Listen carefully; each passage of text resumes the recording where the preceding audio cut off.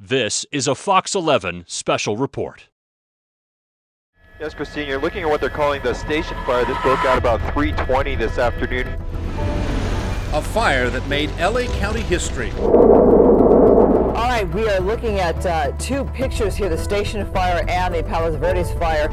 It left a path of destruction and unanswered questions. There is nobody alive that has ever seen fire behavior in this forest like this. Fire was in this canyon for 48 hours before our houses burned. And two firefighters paid the ultimate price. To this day, everyone that was there is still struggling with the fact that we lost two. For those picking up the pieces from the station fire to the way we fight fires today, what has been learned?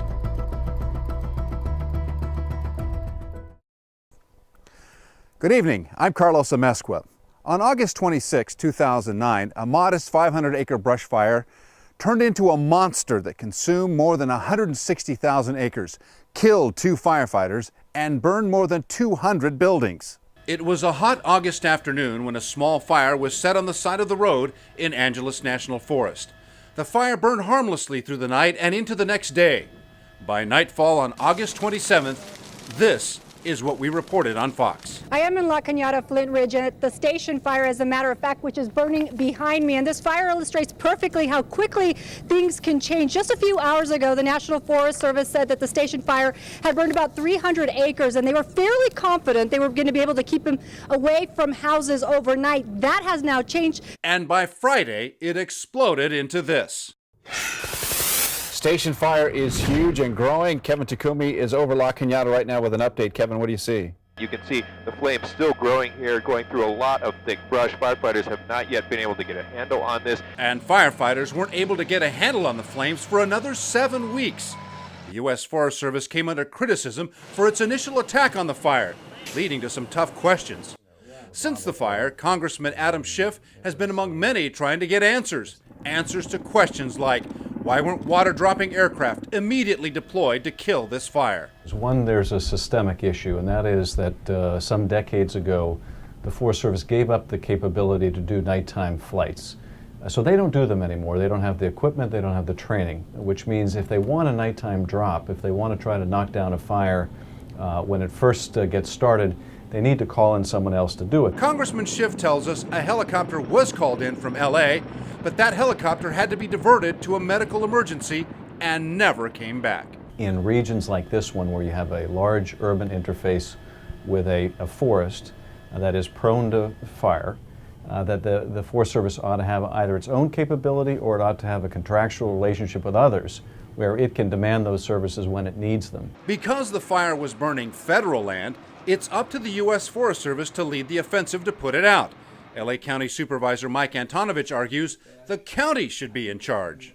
I realize there's a problem, it's dysfunctional, and if we really want to have a professional firefighting force in place on the ground immediately, the county fire department, which has trained day in and day out for these types of fires, with our mutual aid support, ought to be the lead agency with others helping and assisting us. And then I find out that the U.S. Forestry Service, they don't want to use mechanized equipment. They don't want the commanders on the ground to make these decisions. They have to call Idaho. They have to call their command in Idaho. And then we find out that you can't get the air support when you want it because they have to go to Idaho. That's nonsense. Stanton Floria is the fire spokesperson for the U.S. Forest Service and says they have looked into the possibility of resuming nighttime flights since the station fire. The U.S. Forest Service stopped nighttime drops after a fatal accident in the San Gabriel Mountains in the 1970s. We did a feasibility study to look into nighttime helicopter operations. That's been completed, and right now the Forest Service Chief, Tom Tidwell, is weighing those options and looking at implementing something. That something, he says, won't be implemented until next year. But Floria maintains it's about firefighter safety. It's a matter of the pilots that we put in the air to accomplish those operations and the risk versus gain as far as the threat to their lives and the people on the ground operating around them versus our chances of success in putting out a new small fire start. LA County Fire Chief Michael Freeman says county aircraft was at the ready, But here is where federal policy conflicted with local authority and the fire was allowed to burn. There are differences in the way the Federal Department of Agriculture and the U.S. Forest Service approach fire suppression as contrasted with the way we approach it here on a local basis. Our whole philosophy is to respond with a lot very quickly and try to knock the fire down in the early stages and control it as best we can. Frankly, I'd like to see the federal government, and I think they have the wherewithal, to modernize their air fleet. I'd like to see them consider adopting a similar philosophy that we have, is that any fire needs to have a full attack, no restrictions, barring safety, to knock that fire down and keep it small. And there is this, a disputed U.S. Forest Service memo that was circulated on August 5th, just 21 days before the station fire. A federal mandate to save money. The memo recommends that fire resources be managed to ensure no deficits, and that overtime expenditures be minimized.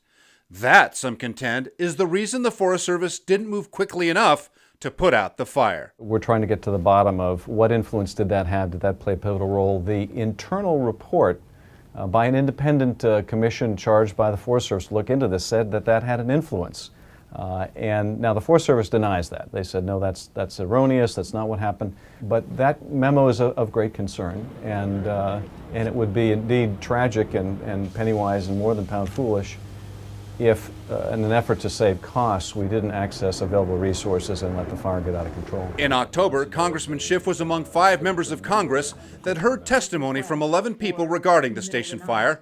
One of those people was Duncan Baird, a retired Pasadena Battalion fire chief who lost his home in the firestorm. 22 of my immediate neighbors all suffered the exact same fate. My gates and a lot of stuff. I spoke with Duncan at his property on Stonyvale Road in Vogel Flats, an area devastated by the fire. Did it come through quickly or how? Very quickly, yeah.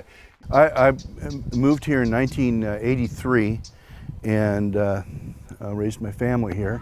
Coming up, Duncan's home goes up in flames as he runs for his life. I could hear the glass breaking from the heat.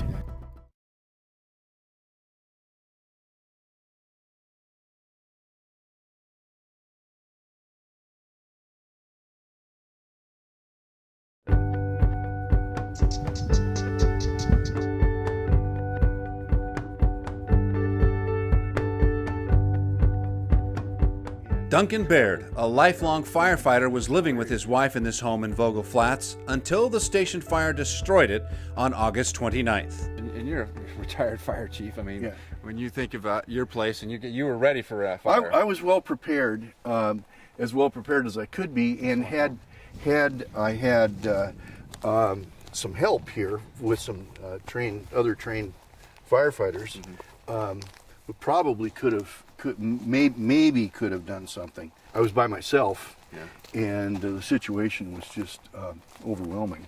The irony is that you are a lifelong person involved in the fire business, and you get burned out. Yeah, and people say, well, how can that happen? And I kind of jokingly sometimes too say, well, have you ever heard of a doctor that had a heart attack? Or have you ever heard of a doctor that had an appendicitis? You know, things happen. And things did happen. Duncan says there were missed opportunities to put the fire out before it took his neighborhood. The fire was in the canyon here for 48 hours before our houses burned.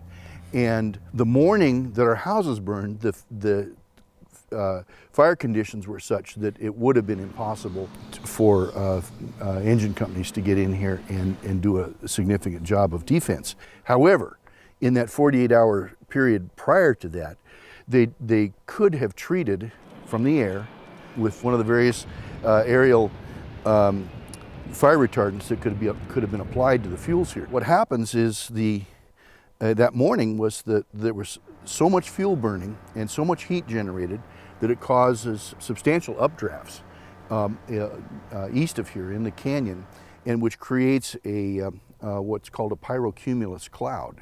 As this cloud is building, air is rushing from all directions in, and which kind of that exacerbates the situation because it makes the fire burn even more intensely. And it was from the air being pushed out of this cloud coming down, and that just pushed the fire front right through our neighborhood here. No aerial attack, no ground attack, nothing could have stopped it. Nothing. And there wasn't any. So when you're standing here and you're watching all this happen, aren't you thinking to yourself, what the heck am I doing here? I need to get out. Well, yeah, my neighbors' houses across the street here, from that radiant heat, were igniting, and the grasses and shrubbery around their houses were igniting, and I could hear, as an example, the house right across the street here, they had some big picture windows that looked out onto the there's a stream right down there, and they looked out on the canyon, and I could hear the glass breaking from the heat. Driving out, I had my car in the street facing out here, and driving out, the houses on either side were burning, and I could only see. There were times when I couldn't even see the road, and there were sections where I just had to look out the side windows to see familiar objects on either side of the side windows to where I could get, I knew where I was. Duncan believes his neighborhood burned because officials underestimated the fire. Everything that the Forest Service did was too little and too late. I would like to see the Forest Service be absolutely as aggressive as they possibly can until they don't have to be anymore. In other words, don't hold back. Don't assume that we're going to be able to handle this incident or some incident in the future with fairly limited resources, because this is no big deal and the wind's not blowing. And hit it hard, hit it with everything you can, and get it contained as soon as possible. And he isn't sure the Forest Service knew his neighborhood was even there. In their minds, they may have been aware it was here, but on paper, we can show that they didn't. They ignored us, or either deliberately ignored us, which I kind of doubt, or they just didn't know. I'll give them the benefit of the doubt that they just didn't know. Picking up the pieces hasn't been easy for Duncan and his family. I got away with my car and my cat, and the clothes on my back. Yeah. All my tools are gone, and all my clothes are gone, and all my furniture, and all my baby pictures of myself. But the fire brought a renewed sense of community to this neighborhood that didn't exist before. Since the fire, we've formed the Vogel Flats Fire Recovery Alliance, which is a very tight group. We have 22 families, very tight knit. Everybody wants to rebuild. Everybody wants to recover. You think the mood is hopeful? Yeah, I think so. I think so. It's been almost 15 months now since the fire, and we take 2 steps forward and a step and a half backwards, but we're making slow progress. Coming up. So I remember Captain John Howe turned to me and says, "Where was the last place we saw Ted?" LA County Fire loses 2 of their own.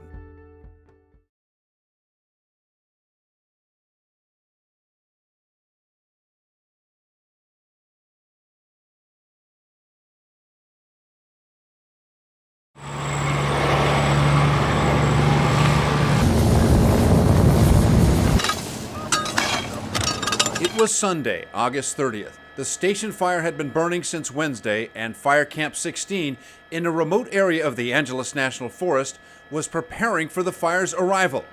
What happened next, no one could have predicted. We didn't know where we were at. We didn't know how big the fire really was. Captain John Otten of the Los Angeles County Fire Department was there. When it hit the camp, it hit us much harder than we expected, obviously. If we had any hindsight of what had happened, we probably would have evacuated the camp. And I've been on numerous fires with a very aggressive fire captain, and I felt very comfortable in attacking this fire. We're a very aggressive crew, and this fire behavior was so far beyond anything we could ever imagine. He says the sound of the fire was indescribable. I was told by a very experienced battalion chief who's now retired from us that as you explain this to other firefighters, you have to prepare yourself, because they're going to innocently think they know what you're talking about. But really, the only people that do know were either there or are dead. The fire swept through the camp with such force that the firefighters had to rely on each other just to stay alive. And the guys, I'm so proud of them. They're all my heroes because they never faltered, even though when your body couldn't breathe oxygen anymore and you felt like you were going to pass out, the guys still kept working and they kept protecting that mess hall. So they're definitely my heroes. As soon as they could, the firefighters evacuated camp and realized 2 were missing. I remember Captain John Howe turned to me and says, "Where was the last place we saw Ted?" And I said, "It was down at the helispot before the burnover." And so we immediately went down there and tried to find him, and about 800 feet down we were able to find the truck. And it's horrific. I don't even have words to describe it. To this day, everyone that was there is still struggling with the fact that we lost 2 of our good friends, and the effect it has on their family, the effect it has on the whole department, the effect it has on us.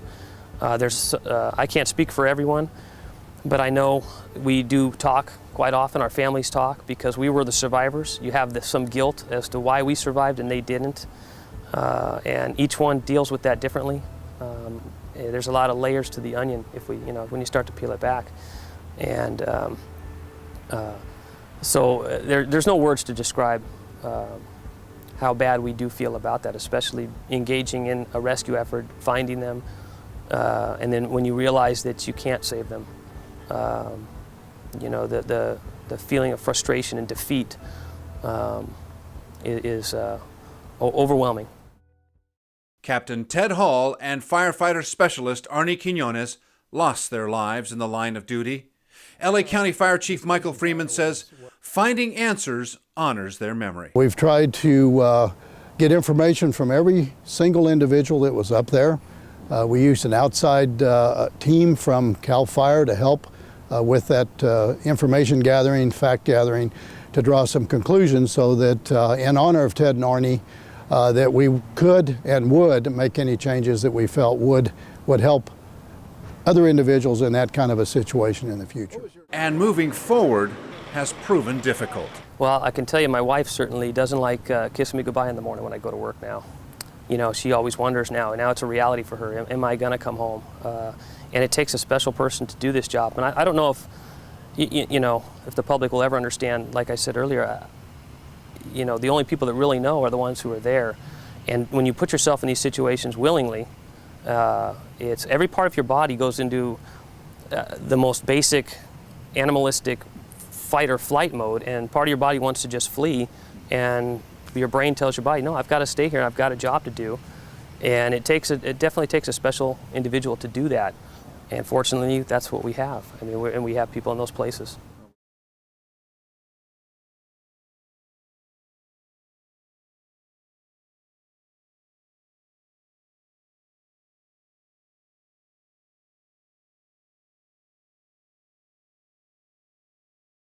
It's been more than a year since the station fire scorched 250 square miles of Los Angeles County, and while many questions are still unanswered, there have been changes forced by the very scope of this disaster. Like a lot of other fires, we learn a lot from them afterwards. We do an after-action review, and there are a number of things that we've changed in our operation procedures based on the station fire.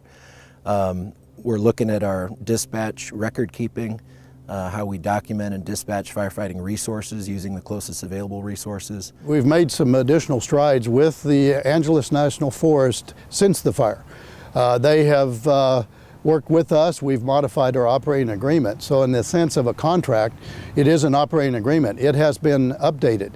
And so the residents should feel comfortable that if in fact there's a fire on the Angeles Forest, adjacent to our territory, that night flying will be utilized without question. That's a change, and that is a positive change. The Forest Service has also altered its brush clearance program. It now more closely mirrors the county. We're going to continue to work with them to gradually get that to 200 feet, which coincides with what we have here. So I think that the residents should feel comfortable that there have been some modifications that should help in the future. More answers will come early next year when the Government Accountability Office completes its investigation of what happened in the station fire. We will. We will get answers as best they can be ascertained about what happened here. And I hope that we are successful in moving the Forest Service to change their policy. Changes that some leaders say will come with a little help from the public.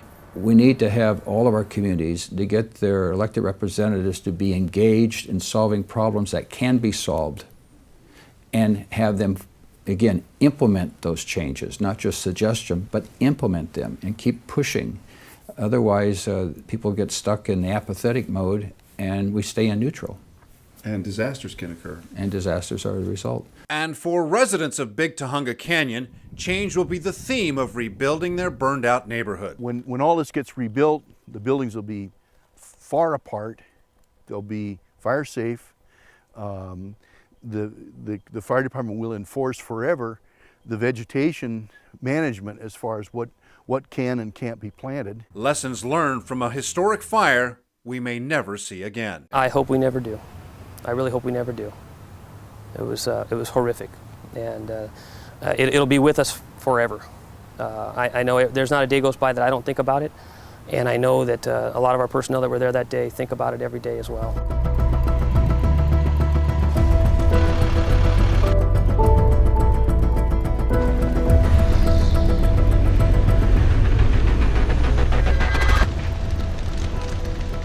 From the ashes of Vogel Flats in Big Tahunga Canyon, I'm Carlos Amezcua.